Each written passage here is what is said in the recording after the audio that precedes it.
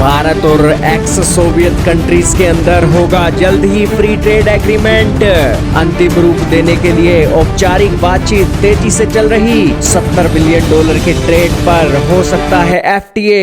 We are negotiating on liberalizing trade agreements with India, and of course we support the draft decisions on launching the talks on the free trade agreements with the new promising partners। जी हाँ दोस्तों, इस वक्त की बहुत ही बड़ी खबर आ रही है। भारत और एक्स सोवियत यूनियन की कंट्रीज, जिन्हें यूरेशियन इकोनॉमिक यूनियन के नाम से जाना जाता है, भारत इन दिनों दोस्तों बुलेट रफ्तार से एक फ्री ट्रेड एग्रीमेंट कर रहा है। क्या अमेरिका, क्या यूरोप, क्या न्यूजीलैंड, क्या ऑस्ट्रेलिया, क्या UAE, भारत ने फ्री ट्रेड एग्रीमेंट के अंदर इस तरीके से झंडे गाड़े हैं कि भारत को लेकर एक FTA के मामले में डेवलपमेंट बड़ी तेज़ी से निकल रही है। हाल ही में सूचना निकल कर आई जिसके अंदर बताया गया कि भारत और EU ट्रेड एग्रीमेंट को लचीले बनाने पर बातचीत कर रहे हैं और व्लादिमीर पुतिन ने इसको लेकर बड़े समझौते के संकेत दे दिए हैं। दोस्तों, ये कितने देशों का गुट है और आखिरकार इस समझौते के होने के चलते भारत को क्या फ़ायदा होगा और कितने महीने का रोड मैप तैयार किया जा रहा है, और ये भी जानेंगे कि आखिरकार कितने सालों से ये बातचीत चल रही थी। तो बहुत महत्वपूर्ण न्यूज़ है। चैनल पर नहीं हो तो जरूर सब्सक्राइब करना, बेल आइकन दबा देना, हो सके तो अपने दोस्तों से वीडियो को शेयर करना। तो शुरू करते हैं आज की इस वीडियो को।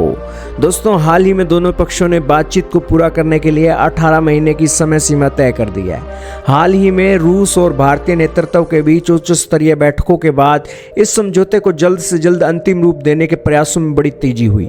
अमेरिका द्वारा लगाए गए उच्च टैरिफ से बचने और अपनी फार्मास्यूटिकल, कपड़ा, मशीनरी, कृषि निर्यात के लिए नए बाजार तलाशने के लिए भारत इस डील को प्राथमिकता दे सकता है।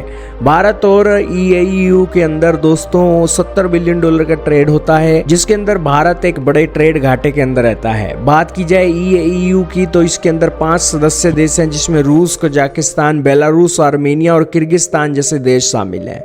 इसके अंदर दोस्तों भारत के ट्रेड के अंदर लगभग 7% की बढ़ोतरी हुई है और $68.72 बिलियन का जो ट्रेड है इस $70 बिलियन के ट्रेड में वो अकेले रूस से होता है, जिस कारण से दोस्तों रूस का यहाँ पर शेयर बहुत ज़्यादा है और FTA को लेकर चर्चा होना यहाँ पर बहुत महत्वपूर्ण है। भारत रूस से कच्चा तेल, फर्टिलाइज़र और कोयला इंपोर्ट करता है, जिस कारण से इंपोर्ट एक्सपोर्ट का प्रोफाइल काफ़ी बिगड़ा हुआ है। दोस्तों, आज के समय में भारत का जो ट्रेड घाटा है वो $58 बिलियन से भी ज़्यादा का है। यही कारण है कि भारत इस ट्रेड घाटे को कम करना चाहता है और FTA को साइन करना चाहता है। दोस्तों, बात की जाए FTA को लेकर चल रही चुनौतियों के बारे में तो सबसे बड़ी चुनौती है रूस पर सैंक्शन और दूसरी चुनौती है लोकल करेंसी के अंदर ट्रेड कर पाना। यही कारण है कि इन चुनौतियों को कैसे भारत निपटेगा, इसको लेकर चर्चा की जा रही है।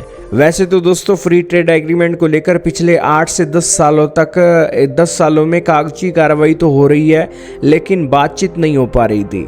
लेकिन पिछले साल अगस्त 2025 में 9 महीने हुए हैं जब औपचारिक और आधिकारिक बातचीत फिर से शुरू हो गई हैं, और इसी बीच दोस्तों अब 18 महीने का रोड मैप भी तैयार किया गया है और हाल ही में इसको लेकर गठन करना और इसी के साथ पहली वार्ता का दौर शुरू करना और इसी के साथ रोड मैप तैयार करना, ये नई डेवलपमेंट इसके अंदर निकली हैं।